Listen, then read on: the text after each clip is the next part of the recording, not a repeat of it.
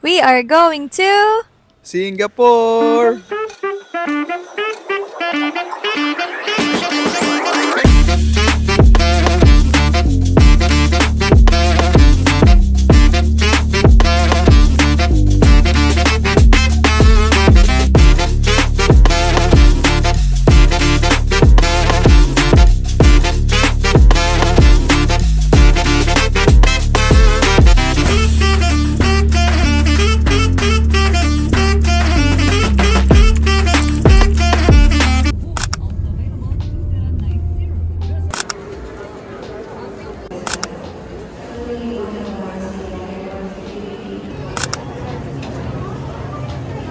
first meal.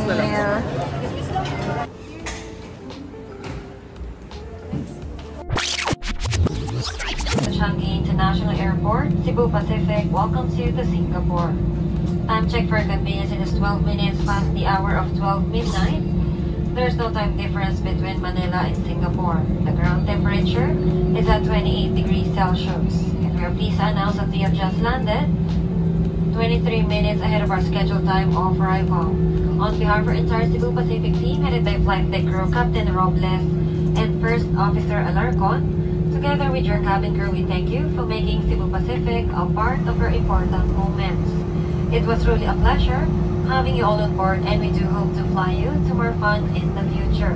Once again, thank you everyone for flying Cebu Pacific.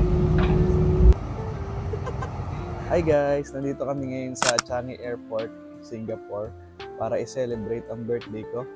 Ngayon, July 15, 2:55 AM na dito. Kaya sobrang aga namin.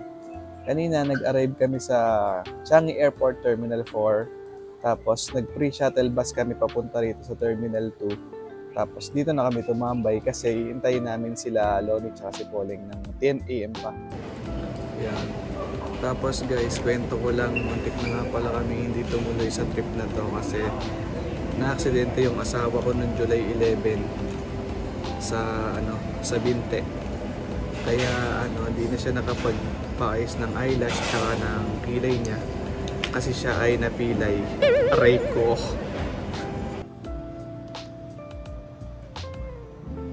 Habang nag-iintay kami ni Sam, pinagpahinga ko muna siya dun sa Starbucks kasi sumasakit na yung paa niya. Bali, ito yung magandang puntahan dito sa Terminal 2. Kasi yung Wonder Falls, yung sikat na sikat, yung Departure. Mayor Lion din sila dito. Tapos ayun guys, so yung mga self-check-in nila pag dito ako magde-depart sa Terminal 2 ng Changi Airport. Time check, 7:30 AM na dito. Na-delay flight nila Lonnie kaya maghahanap muna kami ng pwedeng pag-breakfastan dito sa Terminal 2 or dun sa Jewel. Nasa Skytrain na kami papuntang Terminal 1. Malis na kami sa Terminal 2. Free ride lang naman to. Lahat ng Skytrain nila. Mula Terminal 1, 2, 3. Diyan kami pupunta.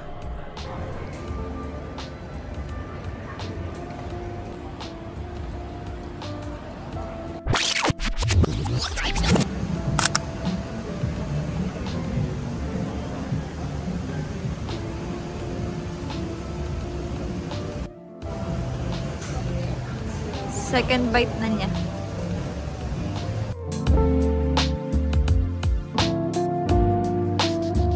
Kakatapos lang namin kumain dito sa Shake Shack. Nagpahinga muna kami dito sa Jewel sa tapat mismo ng Rain Vortex.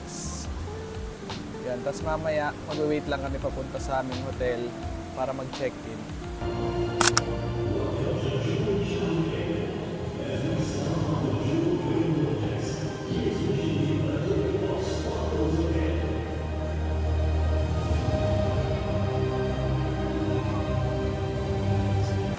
Nandito na kami guys sa pinakamagandang spot dito sa Rain Vortex. Pakita ko sa inyo guys yung iba't ibang angle ng Rain Vortex. Ang ganda dito.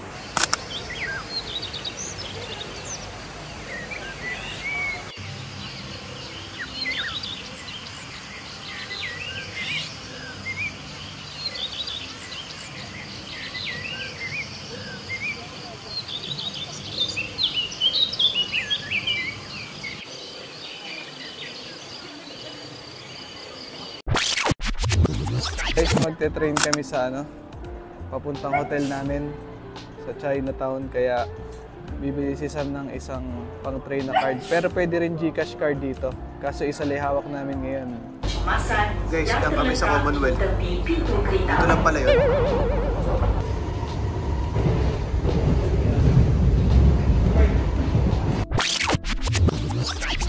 So ngayon guys, nakarating na kami sa hotel namin. Papakita ko sa inyo mamaya.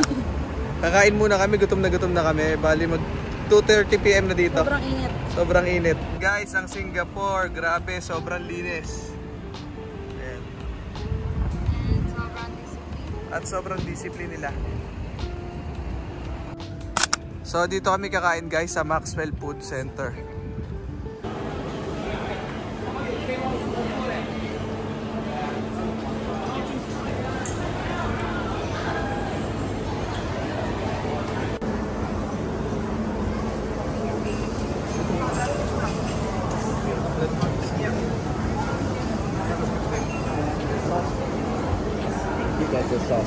So nandito na kami guys sa Maxwell Food Center. Una natin titikman, oyster cake. Ayan guys.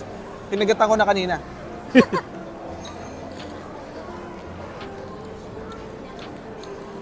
Masarap, hindi malansa. Crunchy pa. Tapos ito, sugarcane cake na juice. Ito masarap. Mas masarap pa sa buko. Hindi matamis. Saka talagang healthy. Sarap. Tapos ito guys, Chinatown Popia. Para siyang lumpiang sariwa. Try natin. Nasa loob na daw yung sauce nito. Uy, parang ang sarap oh.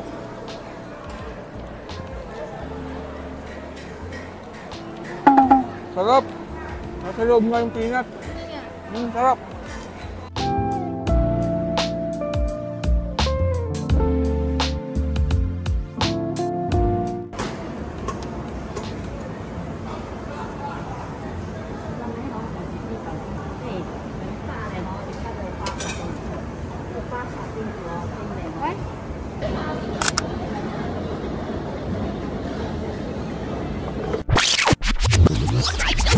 Okay guys, palabas na kami sa room namin. Bale, may ipupuntahan kaming kaibigan. Pupunta kami kaibigan, tapos kakain na rin kami. Tapos ito si Sam, okay na ulit siya. Sana hindi na sumakit yung niya, yung paa niya dahil nakapagpahinga na at nakainom na ng gamot. Ito yung tsura guys ng Singapore sa gabi, sa labas ng hotel namin. Grabe, ang ganda oh. Pupunta kami sa Chinatown Complex, doon kami kakain. May gusto kaming itry doon na food. Kanina sa Maxwell, okay naman yung food. Meron lang kaming di nagustuhan na food, yung sa overhype Hainanese chicken. Di namin natripan. Siguro sa iba, masarap yun. Ito guys, so, tingnan nyo yung nasa harap namin. Ang gandang city lights.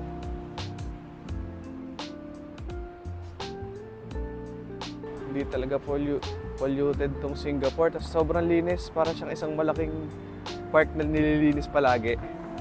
Grabe, wala kang makikitang dumi. Tapos dito sa pedestrian lane, talagang priority yung mga naglalakad. Talagang nagwe-brake yung mga four wheels. Ganun sila kadisiplinado. Dito na kami guys sa Chinatown Complex. Sana bukas pa. Sana bukas pa. Ayun Chinatown Street. Dito kami magdi-dinner. Nakita daw ni Sam sa TikTok to, titikman ulit namin kung masarap. Sana naman masarap na to. De, joke lang, masarap na may mga nakakainan namin. So ito siya. Wow, ito yung in-order namin dito guys. Isang buttered milk pork ribs with rice, tsaka salted egg diced chicken with rice. Bale ito, tig 7 SGD. Tikman natin guys.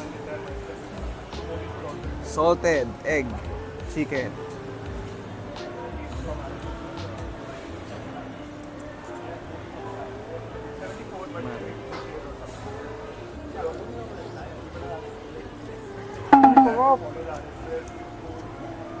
Sarap guys. Tapos ito yung ribs.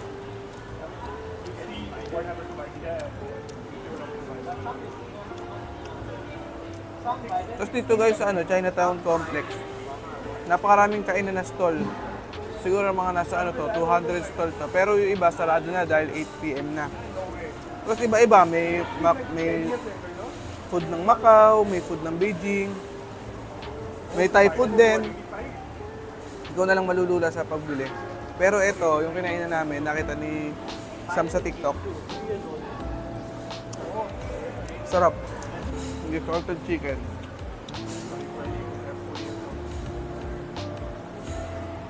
Milk, buttered milk. Pork ribs.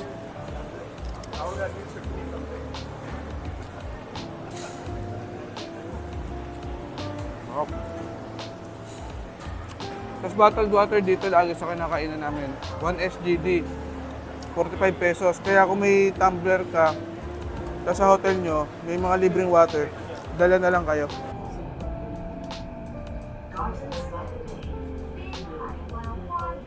So yun guys, nandito na tayo sa Bayshore Station. Meron tayong kikitain na subscriber natin na nag-chat na magbibigay sa atin ng tornilyo para doon sa wheelchair natin na sira. Magdo-donate sa atin. Tara. So ito na guys yung subscriber natin na nag-donate ng tornilyo. Kamusta kuya? Ba't walang katao dito? Walang katao-tao sa station na to ha? Walang katao-tao. Guys, pabalik na kami sa hotel namin. Nakuha na namin sa isang subscriber yung ano, ang dami niyong dinala oh. Dahil yung binili, donation at ano, tornilyo, kaya magagamit na natin to ulit bukas. Yun, let's go!